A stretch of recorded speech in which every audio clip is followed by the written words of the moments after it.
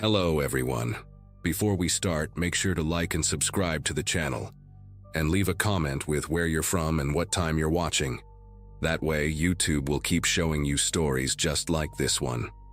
Now, let's begin. I grew up in a small town in Kentucky, one of those places where everyone knows your name, your business, and your family history 3 generations back. It was 1976, and I had just turned 17. My world revolved around school, church, and the occasional drive-in movie with my best friend Ellie. My father ran a modest hardware store on Main Street, and my mother was the type of woman who ironed pillowcases and insisted on saying grace before every meal, even at breakfast. It was a quiet, predictable life. That was until I got involved with Caleb Turner. Caleb was the son of Judge Raymond Turner, the kind of man who walked into a room and silence followed him. Everyone in town either feared or respected him. Caleb, though, wasn't like his father. He was charming in a way that made girls forget their upbringing. He had this lazy smile, sun-bleached hair, and a way of talking that made you feel like you were the only person in the world. We started seeing each other in secret that summer. I didn't tell anyone, not even Ellie, mostly because I knew what people would say, that I wasn't good enough for him. When I found out I was pregnant, I was sitting on the edge of my bed, holding a drugstore test I'd bought 2 towns over just to avoid being recognized. My hands were shaking so badly I almost dropped it. Caleb was the first person I told. I was scared, sure, but part of me believed he'd take care of it, that we'd figure it out together. He didn't say much at first, just sat there staring at the floor, biting the inside of his cheek. The next day he came back and told me his family would take care of everything. I didn't know then just how literal he meant that. Within a week, everything in my life changed. My parents were told I'd had a breakdown. That's the word they used, breakdown. I was suddenly unwell, and it would be best if I stayed somewhere quiet to recover. They sent me to stay with some distant cousin of my mother's in a rundown farmhouse nearly 50 miles away. No phone, no car, no way to contact anyone. My father didn't even drive me there, Caleb's uncle did. He didn't say a word during the entire ride. I remember staring out the window the whole way, watching the trees blur past, and feeling like I was being erased. The farmhouse was old and smelled like dust and mothballs. The woman I was sent to stay with, Aunt Margaret, though I'd never met her before, was in her late 60s, wore orthopedic shoes, and always kept her curtains drawn. She never asked questions, never offered comfort. Her house had no television, no radio, and the only books were religious pamphlets and an old Bible with pages so thin they crinkled when you touched them. I spent most of my days staring out the back window, watching the empty fields shift with the wind, waiting for something, anything to happen. It was like time had stopped. At night, I'd lie awake and listen to the sounds of the old house, wood creaking, wind slipping through cracks, distant coyotes. I wasn't allowed to go into town. Aunt Margaret said it was for the best.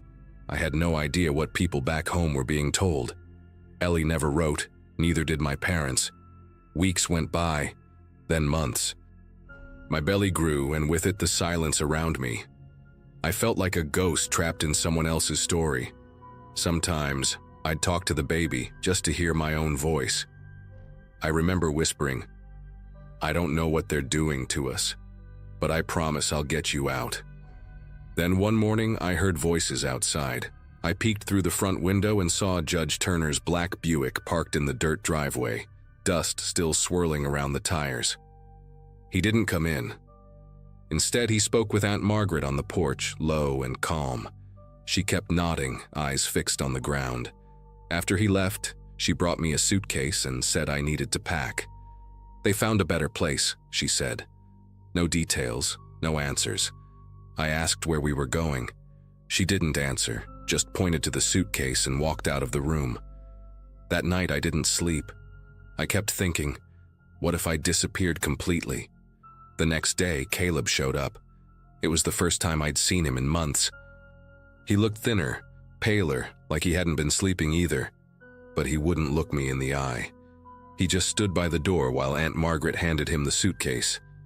Then he muttered something about a clinic in Ohio and that they would pay for everything. I told him I didn't want to go anywhere. I begged him to tell my parents the truth. That's when he finally snapped. Said it was too late for all that things had already been handled. I didn't know what that meant exactly, but the way he said it chilled me to the bone. I didn't go to the clinic. That night, while Aunt Margaret was asleep, I grabbed the suitcase she packed for me and snuck out the back door. I walked for what felt like hours, following the road with nothing but the moonlight and the sound of gravel crunching under my shoes. Eventually, I found a gas station with a payphone. I had no money, but the clerk, this skinny kid with long hair and a kind face, let me make a call. I dialed the only number I could remember by heart, Ellie's. When she picked up, I barely got the words out. All I said was, "It's me. I need help." Ellie showed up 6 hours later, driving her brother's beat-up Chevy Nova. When she saw me, she burst into tears. She told me everyone thought I'd been committed to some private facility out west, that my parents had been told not to visit, and that I'd asked for space. Caleb apparently had gone back to school like nothing happened. I stayed with Ellie and her family for a few weeks, hidden in the basement. Her parents were quiet about it, but I could tell they knew something wasn't right. They never asked questions. They just let me stay. Eventually, I found a women's shelter in Louisville that helped girls like me. I gave birth there, to a little girl with a head full of dark hair. I named her Hope. It wasn't until years later that I found out the full story. One of Caleb's cousins, drunk at a wedding, told someone what had really happened, how the Turners had fabricated a mental breakdown, falsified medical papers, and even paid off a doctor to back it all up. They'd planned to handle it quietly, send me away, give the baby up without my consent, and pretend I never existed. I was just a liability to them, an inconvenience. I never saw Caleb again. Last I heard, he became a lawyer like his father. I changed my name, moved out of Kentucky, and raised Hope on my own. She's in college now, smart, strong, and full of fire. She doesn't know the whole story yet. One day I'll tell her, but not because I want her to feel sorry for me. I'll tell her so she knows how far some people will go to protect power, and how far you have to go to protect yourself. To this day, there are folks back in that town who still think I had some kind of breakdown. Maybe that's for the best. Let them think I disappeared. The truth is, I survived. I'm not a superstitious person. I don't believe in ghosts, witches, or backwoods cults. Or at least I didn't. I'm 28. I live alone in a rental house in Jackson, Mississippi. And until a few weeks ago, my biggest worries were rent and a weird noise my car makes in reverse. I like hiking on weekends, mostly to clear my head. A few friends and I, all people I've known since college, planned a trip out to a wooded area about an hour and a half east of Jackson. It's public land, not marked as anything special, just quiet and remote. It was me, Jordan, Will, and Rachel. Nothing fancy, just a day hike with snacks, photos, and no cell service. I wish we'd turned around the second we saw that first cross. We'd wandered off trail, which we tend to do when the marked paths get boring. That's when Rachel noticed what looked like an animal's skull nailed to a tree. At first, we thought it was part of someone's weird hunting ritual or some kind of southern folk art. But then, we started noticing more things. Dozens of handmade wooden crosses stuck crooked into the ground. Strips of dirty clothing tied to low-hanging branches.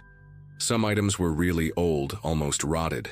There were little cloth dolls, too, and what looked like melted candles stuck in the dirt. The whole area had this heavy, quiet feel to it, like the trees were pressing in. We didn't say it out loud, but we were all creeped out. I took a bunch of photos, close-ups of the crosses, the bones, even a hoodie that looked like it had dried blood on it. Will told me to knock it off, but I didn't think much of it. I figured I'd post them later on a hiking subreddit, maybe as one of those found something weird in the woods type of threads. None of us were brave enough to go any deeper into the grove. There was a tree in the center, thicker, older, covered in what looked like carvings and more bones nailed into the bark. We all just stood there, staring at it. Then Jordan said, "We should go, now." And without another word, we left. That should have been the end of it. But that night after I got home, I posted 3 of the photos online. Nothing identifying, just the objects, nothing with people or locations. A few hours later, after midnight, I got the first text. No words, just a photo. At first, I didn't understand what I was looking at. It was my driveway, taken from across the street. My car was in it, and the porch light was on. That photo had been taken minutes before I saw it. I looked outside immediately. Nothing, just darkness and silence. I didn't sleep that night. Every time a car passed or a branch moved outside, I'd get up and check the windows. I even turned off all the lights and sat on the couch with my phone in hand, waiting. Nothing else happened until 3:12 a.m. I remember the exact time because I was staring at the clock when the next text came through. Another photo. This time it was closer. My front window. You could see the curtain half drawn, and behind it, the soft glow of my TV. I was in that room when it was taken. My stomach dropped. I ran to the window and flung it open, yelling into the night, but there was no one there. I checked every lock in the house twice. The next morning I called Jordan. I didn't want to sound paranoid, so I just asked if he'd noticed anything weird since the hike. He hesitated. Then he said he'd gotten a message too, but his was just a blank screen. No image, no text. Rachel and Will hadn't gotten anything, at least not yet. We all felt uneasy, like maybe we'd wandered into something we weren't supposed to see. I deleted the post and the photos immediately, but it felt too late. That day, I installed a security camera above my door, even though I live in a decent neighborhood. It didn't make me feel any safer. That night, I didn't get a text. I thought maybe it was over. But in the morning, when I checked the footage from the camera, there was a person. At 2:47 a.m., someone walked up to my front steps and just stood there for nearly 5 minutes. They never knocked, never rang the bell, just stood there. The footage was grainy, but I could see a hood, dark jeans, and what looked like something hanging from their neck, maybe a necklace or a bone. At one point, they turned and looked straight at the camera, but their face was completely obscured by shadow. I called the police, showed them the footage. They took a report, but nothing ever came of it.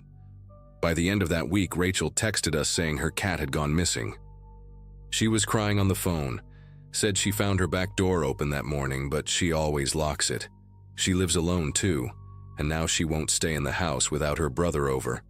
Will hasn't said much since. He's not the type to show emotion, but he looked shaken last time we talked. He said he's been hearing things at night, branches breaking, soft knocking. We all agree on one thing.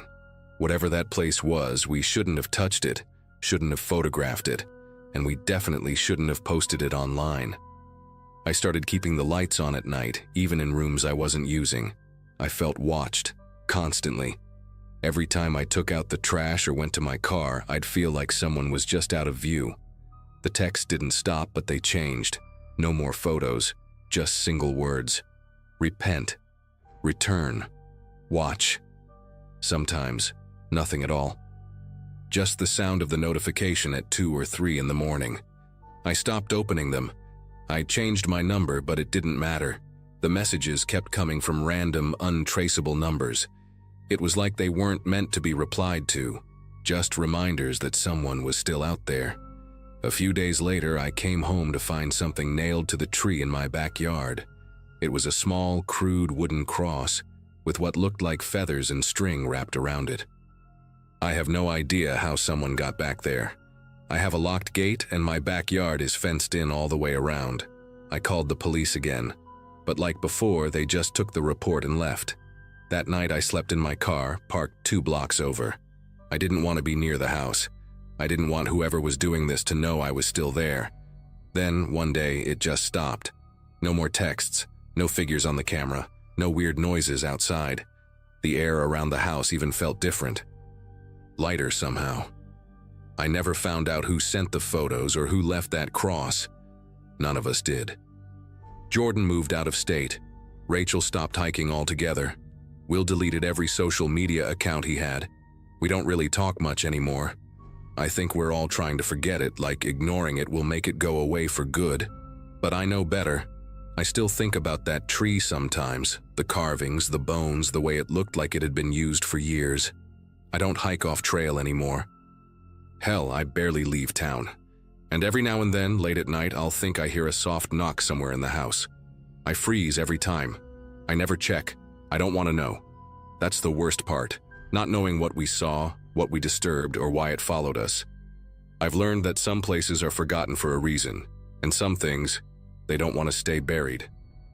I grew up in a small town in Nebraska that barely shows up on a map. The kind of place where everyone knows your name and your family's business. I'm 28 now, but what happened when I was 14 still sticks to the back of my mind like something unfinished. Back then, Halloween was the biggest thrill of the year. It wasn't about candy anymore. It was about messing with old Mr. Delvin. He lived in the weathered brick house at the edge of our road, right before the cornfields swallowed the pavement. He was in his 70s, always wore these high-waisted slacks with mustard stains on his undershirt, and hated kids. Especially me and my brother, Nate. Every Halloween, it became a tradition, us versus Delvin. In 5th grade, we threw toilet paper all over his porch. 6th grade, we put a fake snake in his mailbox. By 8th grade, we were planting fake severed arms in his yard, lighting stink bombs under his windows, and Nate even rigged up a speaker to scream randomly from the bushes. Every time, Delvin would storm out with his flashlight, waving it like a sword, yelling threats in his croaky voice. But nothing ever came of it.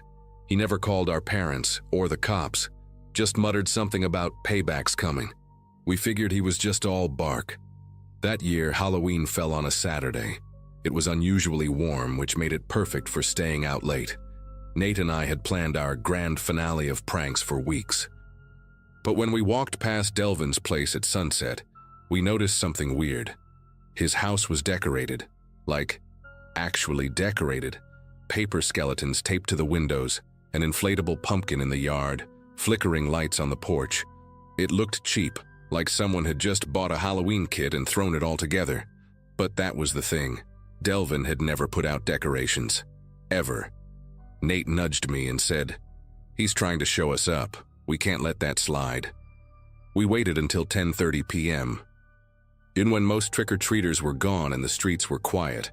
Nate had brought a bag full of gear. Nothing dangerous, just his usual chaos. Smoke bombs, a motion-activated sound box, and a plastic baby doll painted with fake blood. We crept up through the back of Delvin's property, staying low behind the row of bushes that bordered his yard.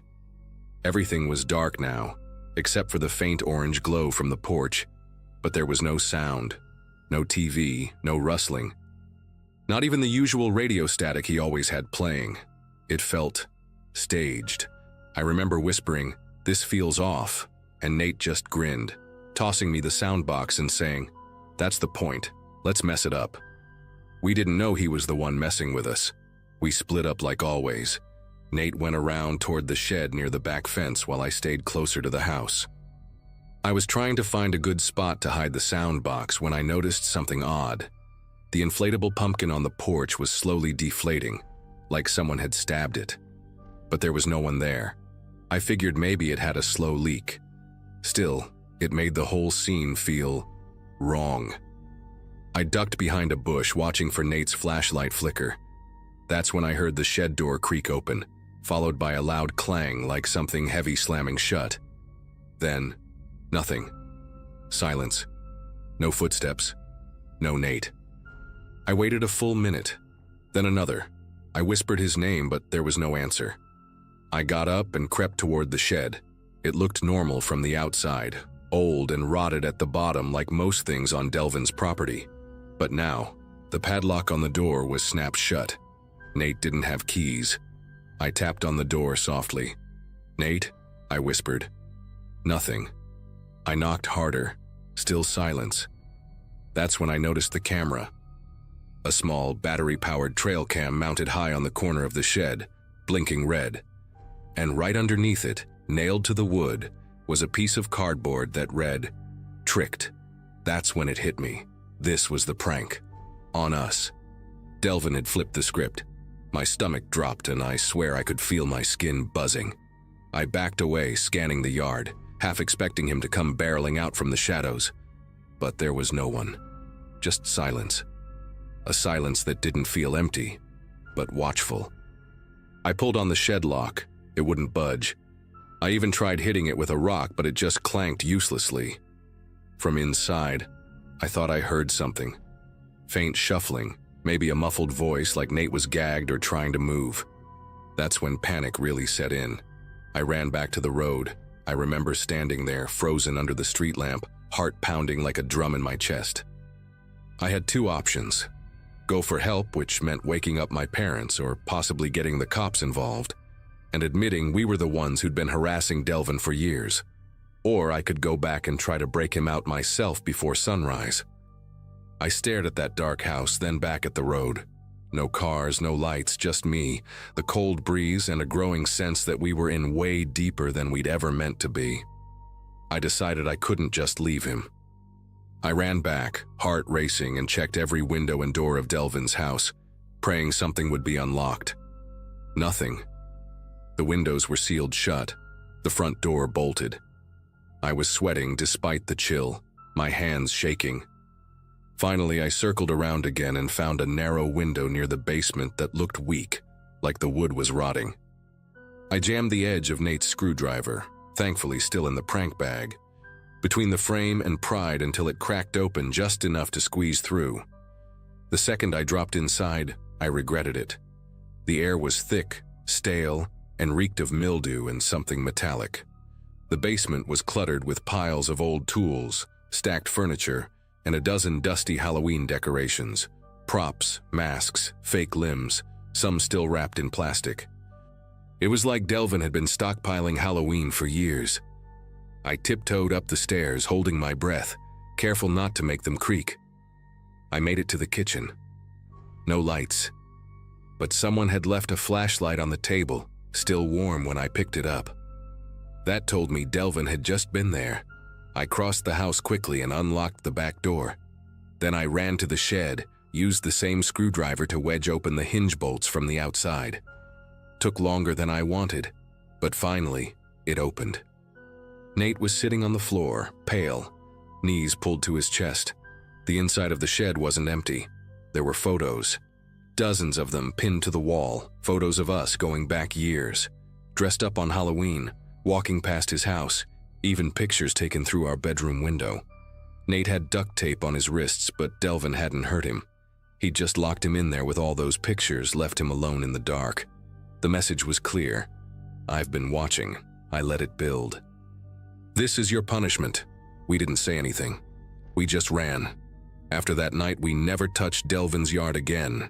He never spoke to us, never called the cops, and never mentioned it, not once.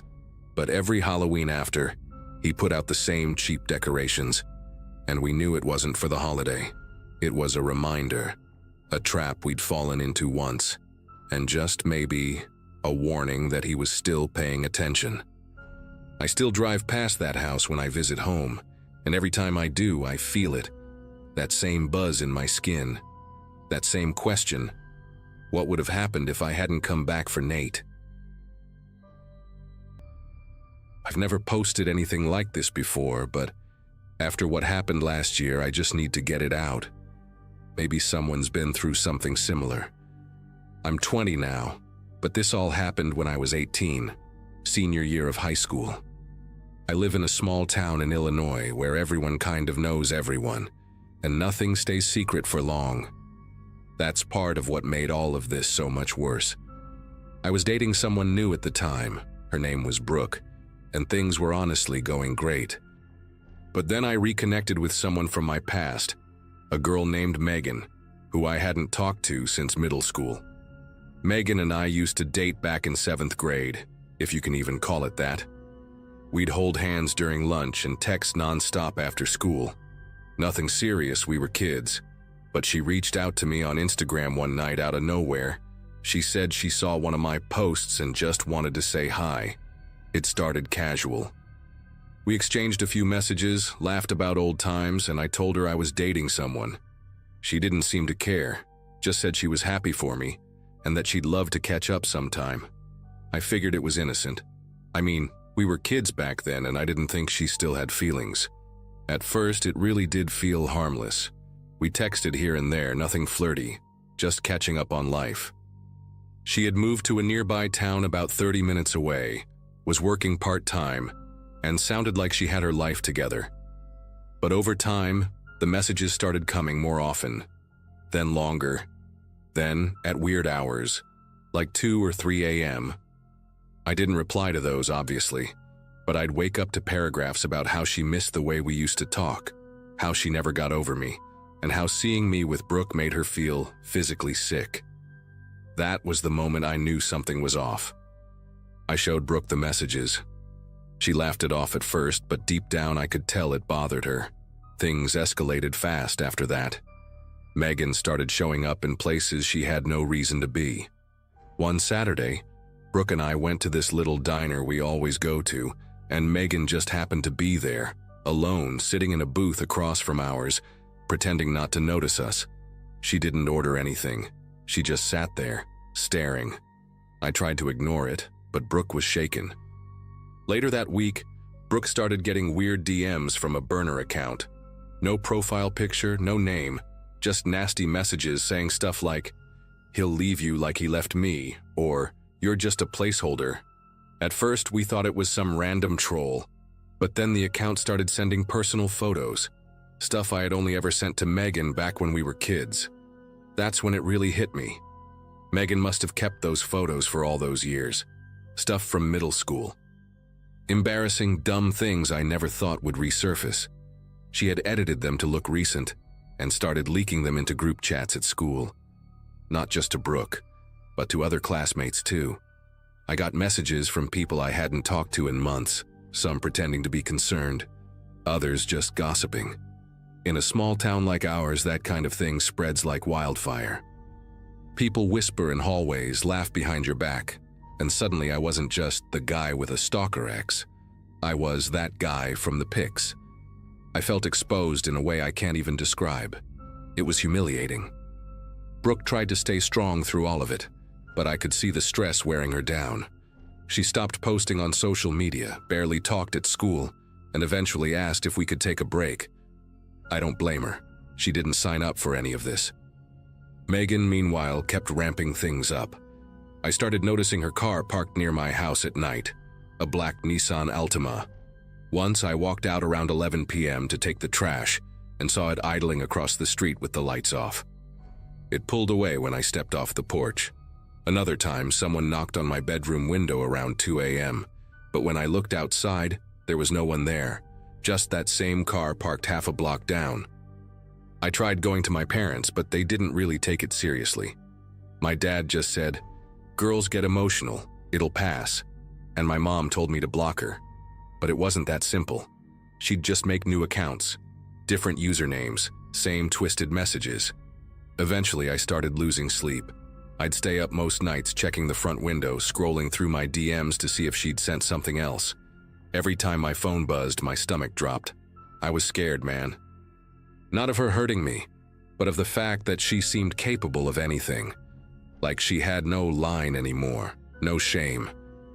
And nobody else saw it for what it was. The school didn't help much either. When I brought it up to the counselor, they said since it was all online and off campus, there wasn't anything they could really do. That just made it worse. Megan knew no one would stop her. She got bolder. One day I found a note on the windshield of my car in the school parking lot. It was written in red Sharpie. "I see the way you look at her. You never looked at me like that." That's when I started parking off school grounds. I stopped talking to people. I even deleted my social media for a while. But somehow she always found a way to remind me that she was still watching. The last straw was the night she showed up at Brooke's house. Brooke called me crying, saying someone had been knocking non-stop on her bedroom window, and then disappeared when her dad came out with a flashlight. She swore she saw Megan's face in the window just before she ducked.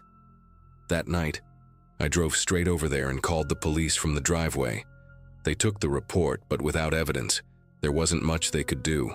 Megan denied everything, obviously, and claimed we were harassing her. I don't know how she flipped it like that, but after that, Brooke's parents made her block me too. They didn't want anything to do with the mess anymore. After that night, it just stopped. No more DMs, no more fake accounts, no more parked car. Megan vanished completely from my life like none of it had ever happened.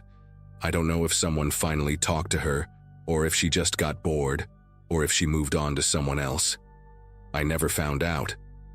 But the damage was done. Brooke and I never really got back together. A few classmates still whisper about the Megan thing even now, like it's some inside joke. I just keep my head down. I don't talk about it much offline because people either don't believe me or they think I'm exaggerating. I've checked Megan's Instagram a few times since. Not proud of it, just curious. Last I saw, she got engaged to some guy from another town. Smiling, happy, completely normal-looking life. Part of me wonders if he knows. If she told him anything about how obsessive she got. Or maybe she really did change. Maybe I was just a chapter she lost control of. Either way, I'll never understand how someone I barely dated as a kid could mess up my life so badly years later. It doesn't make sense to me. To this day, I don't know what triggered her to go that far. It's like something snapped and she just fixated on me. Like I owed her something. I still get anxious when I see a black Nissan Altima. I still hesitate to accept follow requests from accounts I don't recognize. It's been almost 2 years now, and I wish I could say I've moved on completely, but I haven't. Sometimes I still wonder if she's watching, if she's waiting for something, or if one day I'll just wake up and it'll all start again out of nowhere, just like it did the first time. I moved to rural Missouri in early spring of last year, hoping for a quieter life after a long and messy divorce.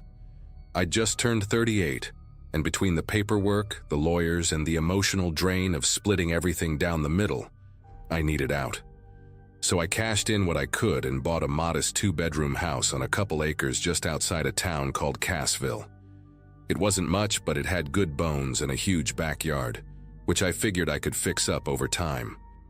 I work remotely doing CAD design for construction companies, so I didn't need to be near any big city. The slower pace, the space, and the silence were exactly what I thought I wanted. About 2 weeks after I moved in, I decided to build a privacy fence along the back edge of the property. Nothing fancy, just some pressure-treated posts and horizontal slats, enough to give me some separation from the patch of woods behind the lot. The ground was soft from recent rain, so I figured it'd be an easy job.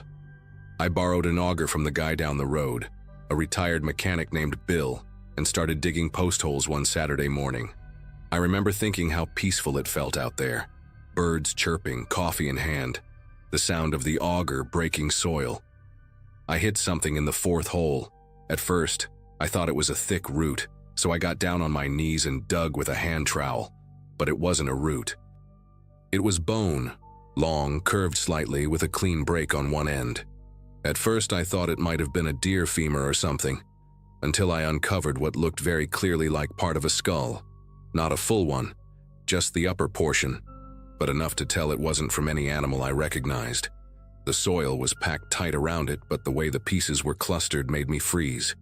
It didn't look like one bone. It looked like a buried body. I covered it back up almost immediately and went inside. I wasn't sure what protocol was for something like this, but I figured the sheriff's department would know. I called the non-emergency line, explained what I'd found, and within an hour, Sheriff Dalton himself showed up. Middle-aged guy, clean-shaven, wore his uniform like he'd stepped out of a catalog. He was polite but distant, more like someone checking off a box than someone genuinely curious. I showed him the spot, even pointed out where the bone was, but he didn't seem all that interested. He barely looked at it before saying, "Probably just a cow or a hunting dog. People used to bury animals all over these lots back in the day." I asked if he was going to have it tested or send someone out, and he just shook his head. Wouldn't be the first time someone mistook animal bones for human. Something about the way he dismissed it didn't sit right with me. I mean, I'm no expert, but I've seen my share of animal bones. This was different. Too smooth, too rounded, and the way the pieces were shaped felt unmistakably human. But I didn't push it. He was the sheriff, and I was just the new guy in town. After he left, I sat on my porch for almost an hour, trying to convince myself it really was nothing. Still, I couldn't bring myself to keep digging that day. I packed up the tools and figured I'd wait until the following weekend, just to give myself some mental space. On Monday morning, something strange happened. I was working in the kitchen when I saw a dark SUV pull into my driveway. At first, I thought it was Amazon or someone lost, but it wasn't. It was Sheriff Dalton again, this time out of uniform, wearing jeans and a flannel, holding 2 coffees in a cardboard tray. I opened the door, and he gave me this easy smile, like we were old friends. Said he was in the area, and thought I might want to talk more about the backyard. I invited him in, mostly out of politeness, and he handed me a coffee like it was some kind of peace offering. We sat at my kitchen table, and after a bit of small talk, weather, fishing, local diner specials, he leaned in a little and asked if I'd thought about selling. I blinked, caught off guard. He said something like, "I've always liked this patch of land. Wouldn't mind picking it up myself if you're ever thinking of moving again." I laughed awkwardly and said I'd only just moved in, and he nodded like he expected that. Then he added, "But if you are thinking about it, I could offer cash, off the record. Wouldn't need to go through any of that real estate red tape." His tone was casual, but something in his eyes felt too focused, too rehearsed. The rest of the conversation blurred. I remember feeling this pressure in my chest, like my instincts were screaming at me to not take the offer. When he finally left, I stood at the window and watched him drive away, and that's when I noticed something else. There was dirt on the wheel wells of his SUV. A lot of it. Fresh, like he'd been somewhere off-road recently. I wouldn't have thought twice about it, except that it was the exact same red-tinted mud from my backyard. The kind that sticks like clay and takes days to dry. That night I couldn't sleep. Every creak in the house sounded louder. I kept replaying the way the sheriff looked at me, the dirt on his car, the forced friendliness. I finally got up around 2 a.m. and went out with a flashlight to look at the fence line again. I stood over the spot where I'd dug before and just stared at it, half expecting something to be missing. Sure enough, the ground was different. Not by much, just a slight change in the way it was packed, a faint indentation, but it was enough to know someone had been there. I hadn't touched it since Saturday, and I sure as hell hadn't gone out there after the sheriff's visit. So who had? I decided right then I wasn't letting this go. The next morning I called a friend from college, Jason, who worked in Springfield as a forensics tech. I told him just enough to raise concern, but not enough to implicate anyone. He agreed to come by that weekend with some equipment to check the soil and maybe take a sample. I felt better just knowing someone I trusted would be involved, but the relief didn't last long. 2 days before Jason was supposed to arrive, I came home from the grocery store to find my front door slightly open. Nothing was stolen, nothing broken, but my laptop, which had been on the dining table, was gone. And that was the only thing missing. I didn't report it. Honestly, I didn't know who I could trust. If the sheriff really was involved in something, what was I going to do? Call his office and have them send him back out? I felt like I was suddenly in over my head, like I'd stumbled onto something I was never meant to see. That weekend, Jason still came, but by then the hole had been filled in completely. Not by me.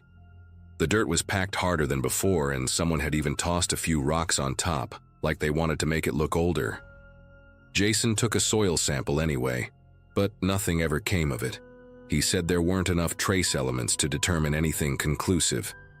Could have been anything, he said, but I could tell he didn't believe that either. A month later, I put the house back on the market. I didn't tell anyone why. I sold it to an older couple who wanted to retire someplace quiet. I still feel guilty sometimes, but I just wanted out. I never heard from Sheriff Dalton again, and I never saw his SUV in the area after I left. I've moved twice since then, and I still don't feel completely at ease. Every time I see a patrol car, I get that tight feeling in my chest again. I don't know what was buried in my backyard or who put it there, but I know it wasn't a cow, and I know for a fact that some people will do a hell of a lot to keep things buried.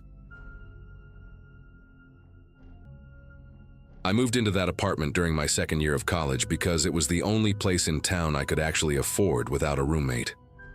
It was a small fourplex on the edge of town, tucked behind an abandoned gas station and some empty lots.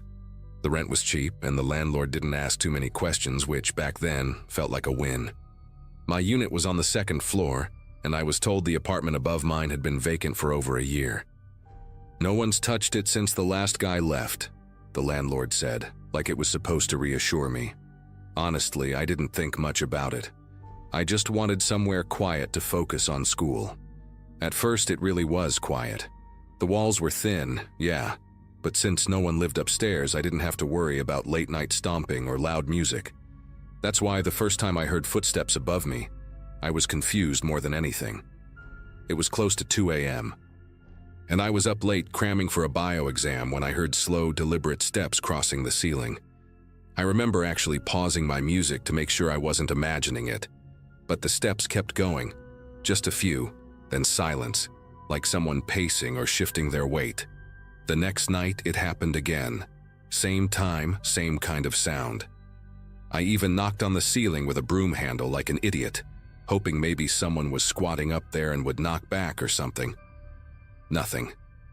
I texted the landlord the next day and he just replied with, "Still vacant, probably pipes," which didn't make sense because I knew what pipes sounded like.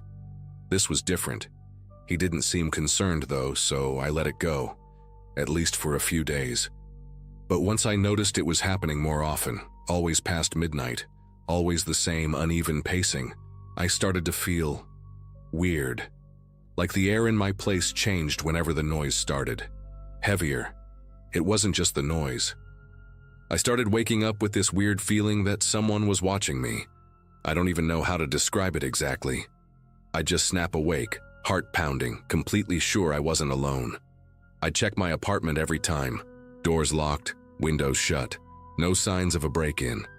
But that feeling, it wouldn't go away. One night, after hearing what sounded like something drop upstairs, something heavy, I grabbed a flashlight and decided to check out the stairwell door that led to the top unit.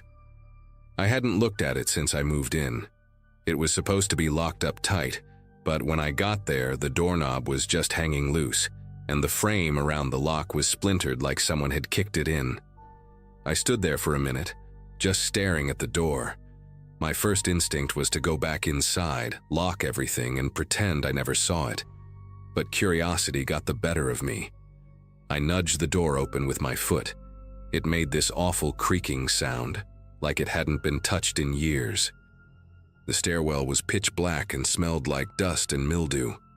I remember shining my flashlight up the steps, and the beam caught something odd right away, what looked like scuff marks on the walls, as if someone had been dragging their hands or maybe something else along them. I started going up slowly, step by step, trying not to breathe too loud. The top door was already cracked open, not wide, but enough that I could see part of the floor beyond it. I pushed it gently, and it swung inward with this low, dragging noise. The place was completely dark, no electricity, no furniture, except for one thing: an old, torn-up mattress lying in the center of the floor, directly above where my bedroom would be. I stepped in just far enough to shine the light on it. That's when I saw the stains. Dark, reddish-brown blotches soaked deep into the fabric, like they'd been there a long time. My stomach turned instantly. It wasn't just dirty. It looked like blood, a lot of it. I didn't want to look any closer. I backed out of there fast, heart pounding so hard I could hear it in my ears. I practically ran back to my apartment, slammed the door, locked every bolt, and pushed a chair under the doorknob. I didn't sleep at all that night. I sat in my living room with the lights on, just listening. At around 3:30 a.m., the footsteps started again. But this time, they didn't stop at pacing. I swear to God I heard something drag across the ceiling like fabric or a limb, and then 3 loud thuds directly above me, like someone had dropped to their knees on the floor. The worst part? The sound didn't echo like it was coming from a hollow, empty room. It sounded dense, close, like whoever was up there was barely separated from me. I wanted to call the police, but I kept hesitating. What would I even say? Hey, I broke into the upstairs apartment and found a bloody mattress, and now I think someone's walking around up there. I felt crazy. I felt trapped. And when I finally worked up the courage to go back up the next morning with my phone ready to record everything, the door was shut again. The lock was completely fixed, like nothing had ever happened. I know what I saw. I even have a picture on my phone of the door frame cracked and the knob hanging off. But when I showed it to the landlord that same day, he just looked at me like I was messing with him. Said the door had been reinforced months ago. No way it could have broken like that. When I asked if someone had been in there recently, he shrugged and said he didn't have keys for that unit anymore. Nobody's supposed to be in there, he repeated, and then told me I was probably stressed out from school and should try getting more sleep. I left his office feeling more alone and freaked out than ever. That night, I slept on the couch with every light on again. Nothing happened. No footsteps, no dragging. Silence. Same thing the night after. It was almost like whatever had been going on just stopped. But the quiet wasn't comforting. It felt worse somehow, like something was waiting. I started avoiding my apartment as much as I could, staying late at the library, crashing at a friend's place when possible. I didn't want to be there, not alone. The feeling of being watched never really left, even during the day. I'd catch shadows moving out of the corner of my eye. I stopped sleeping properly, stopped focusing in class. 2 weeks later, I came back from a weekend out of town to grab more clothes. Everything in my place looked normal, until I went into my bedroom. Right above my bed, in the exact spot I used to hear the noises, there were 3 perfect dents in the ceiling drywall. Small, circular, spaced like knees would be if someone had dropped down hard. I stared at them for a long time. They hadn't been there when I left. I didn't even unpack. I left that night and never slept there again. Ended my lease early and never looked back. I didn't tell anyone else about it. Who would believe me? It's been over a year since then, and I still think about that place all the time. I've tried to rationalize it. Maybe someone was squatting up there. Maybe I imagined half of it. But none of it adds up. The broken lock that was suddenly fixed, the bloody mattress, the dents in the ceiling, the silence that felt too intentional, and that horrible, heavy feeling that someone was always just right above me. I don't know what was in that apartment. I don't want to know. All I can say is something was wrong with that place, and whatever it was, it knew I was there. I'm not really sure why I'm posting this. I guess part of me still needs someone to tell me I didn't imagine it, that what happened at that cabin was real, and I'm not just losing my mind.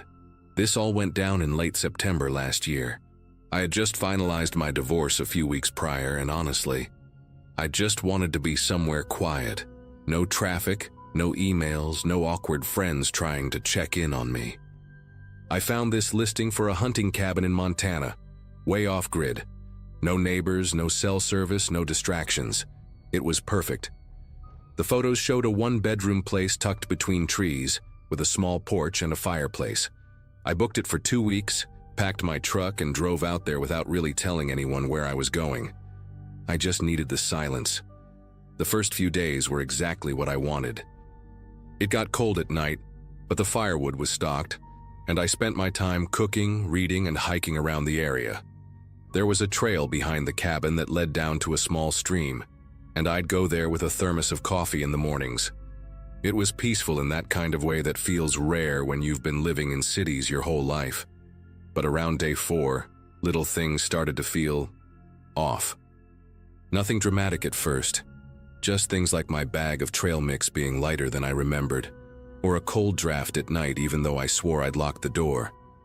I chalked it up to being in my own head.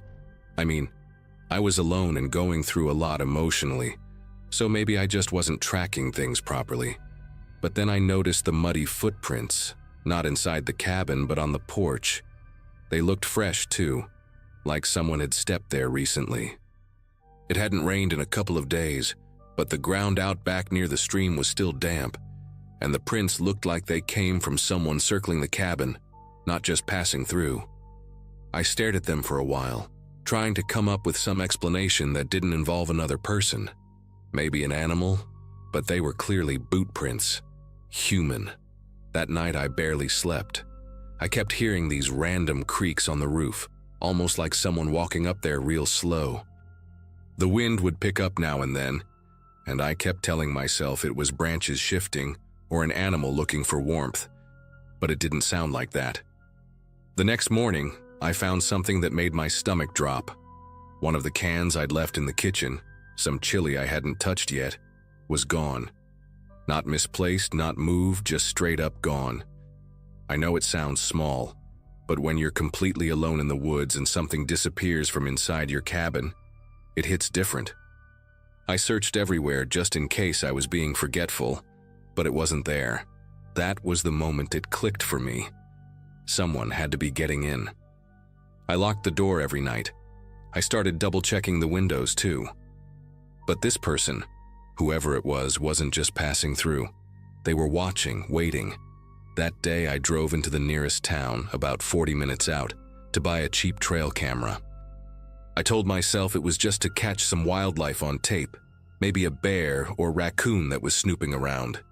But deep down, I knew I was hoping to catch something else. I got back before dark and installed the camera, tucking it into the trees facing the cabin, angled just right to catch anything or anyone approaching from the back trail. That night, I didn't light the fireplace.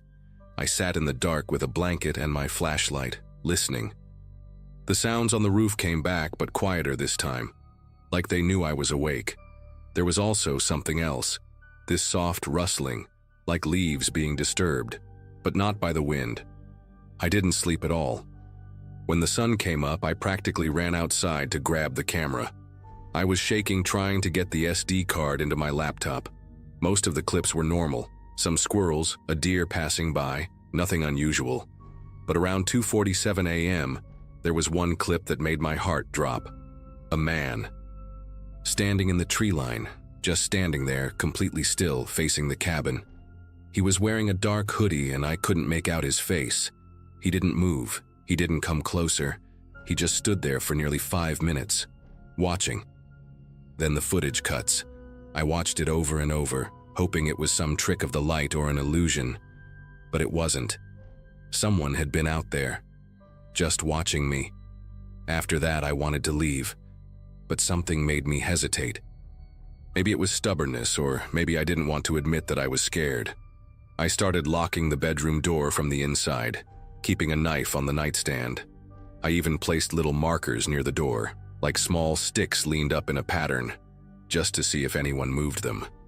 And they did. The next morning, one of the sticks was gone. The second can of chili was gone too. And the worst part? There was a smear of mud on the inside handle of the front door. That means whoever it was had been inside, while I was sleeping. That was the moment I started to feel sick to my stomach. I packed that day. I didn't even care about getting my deposit back. I shoved everything into the truck, locked the cabin, and left. But before I did, I checked the camera one last time. The last clip it recorded, just before sunrise, was of the same man, closer this time. He was maybe 20 feet from the cabin, standing at the edge of the trees. Same hoodie, same stillness. Only this time, he was holding something. I don't know what it was, some kind of tool or stick or I don't know. But he was gripping it like he was ready to use it, and he was staring directly at the lens. I drove straight back to Missoula, didn't even stop for gas until the tank light came on. I kept checking the rearview mirror like I expected to see someone following me. I don't know why, but I didn't go to the police.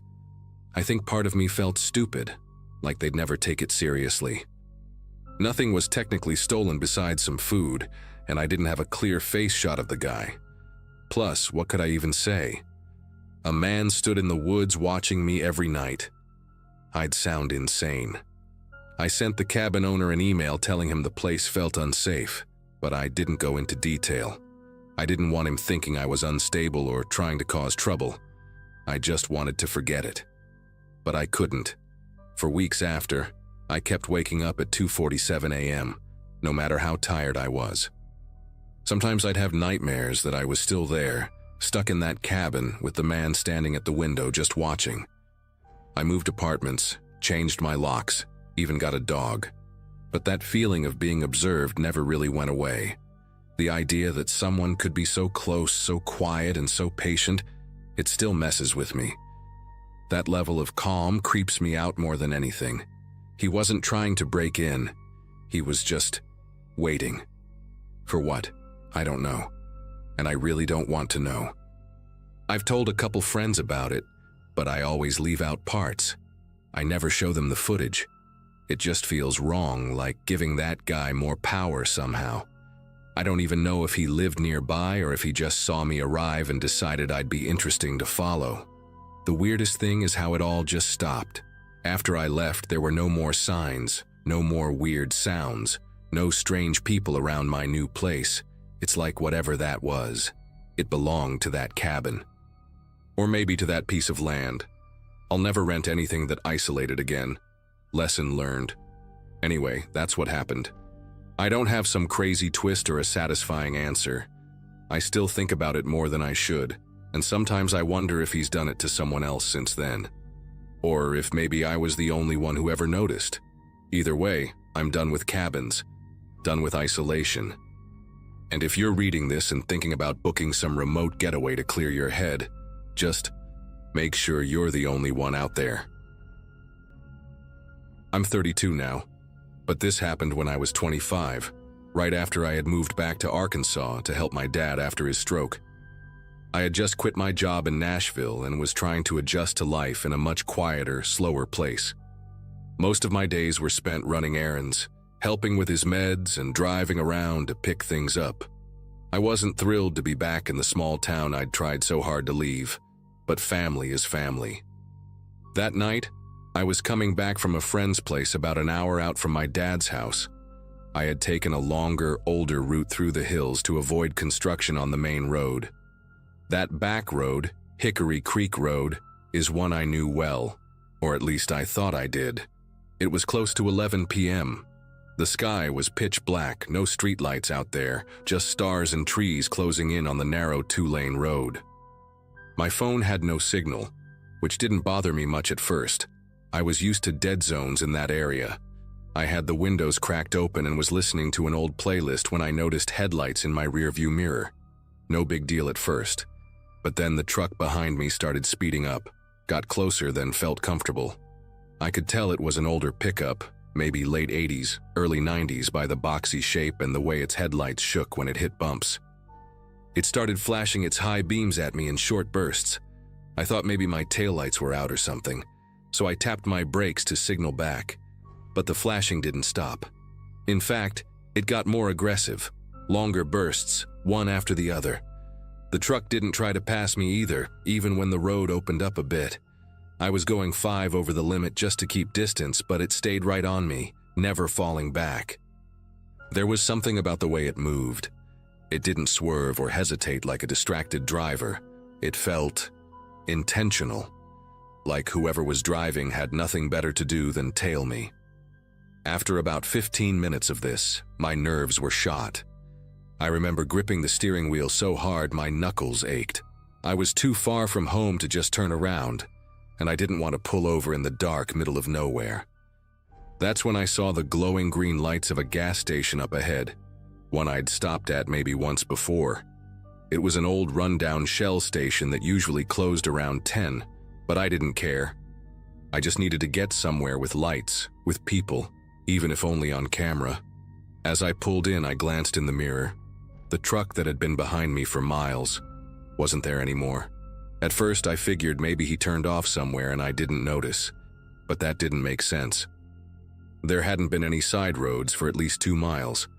I pulled up to one of the pumps, still half expecting to see headlights swing into the lot behind me. But nothing. Just silence. The place was closed, of course. Lights were on inside, but the door had a chain and the sign said back at 6 a.m. Still, the overhead lights by the pumps were bright enough that I felt a tiny bit safer. I got out, trying to act normal, pretending to check my tires just to calm my nerves. Every few seconds I looked back at the road, waiting for that truck to reappear. I ended up sitting in my car for a few more minutes, engine running, doors locked. My heartbeat had slowed down a bit, but I still couldn't shake that crawling feeling on the back of my neck, like I was being watched but from nowhere in particular. I finally decided to just drive home. As I was pulling out, I noticed something strange. On the side of the lot just outside the glow of the pump lights, there were fresh tire tracks, deep ones, like someone had pulled in, idled for a bit, then turned around and left. I got out of the car and followed them with my eyes. They led back to the highway, the same direction I had just come from. I didn't sleep much that night. I kept replaying it over and over in my head, trying to rationalize it. Maybe the guy was drunk and confused. Maybe he thought I was someone else. But then something kept bothering me. The next morning, I couldn't let it go. I called the gas station and asked if they had security cameras. The guy on the phone, his name was Marcus, I think, said yeah, they had footage. And when I explained what happened, he offered to check. I drove back there around noon, still shaken but needing answers. When I walked in, Marcus looked confused. He told me something that made my stomach drop. He said the camera by the pumps showed my car pulling in at exactly 11:08 p.m. But here's the part that doesn't make sense. 5 minutes earlier, at 11:03, that same old truck had already pulled in. Same shape, same lights, even the flickering left headlamp I remembered. It idled at the edge of the lot for a full 2 minutes, then backed out and drove away. There was no footage of it ever following me.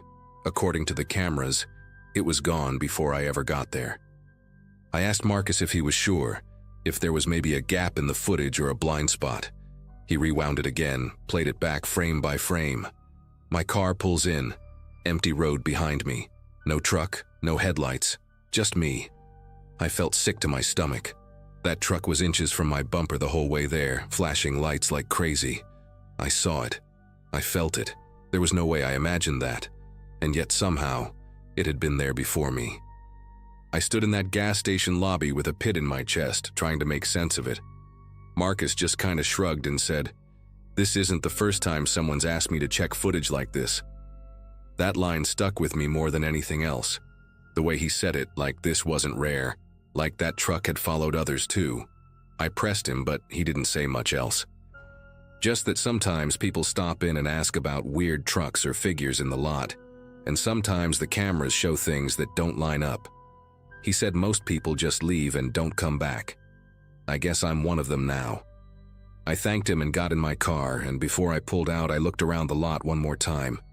No tire tracks this time, no flickering headlight in the trees, but I still felt like something was out there, watching. I've taken that same road maybe 3 times since then, always during the day and never alone, but I never saw that truck again. Still, to this day, I can't explain it. How it could have been behind me, riding my bumper for miles, and then be at the station before I even arrived. No license plates, no driver ever seen, no record of it behind me. I know what I experienced. I felt it. The pressure, the fear, the way the lights blinded me through the rearview mirror like someone trying to warn me or intimidate me. I just don't know which. I've told this story a few times over the years, but I usually leave out the security footage part. People already give me weird looks when I tell them the truck disappeared. But sometimes I go back to that night and think, what if the truck wasn't trying to hurt me? What if it was trying to stop me from getting somewhere? Or maybe, what if it was trying to get there first?